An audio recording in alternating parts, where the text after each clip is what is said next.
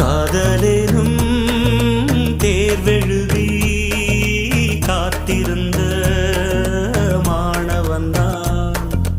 காதலேனும் தேர்வெழுதி காத்திருந்த மாணவன்தான்.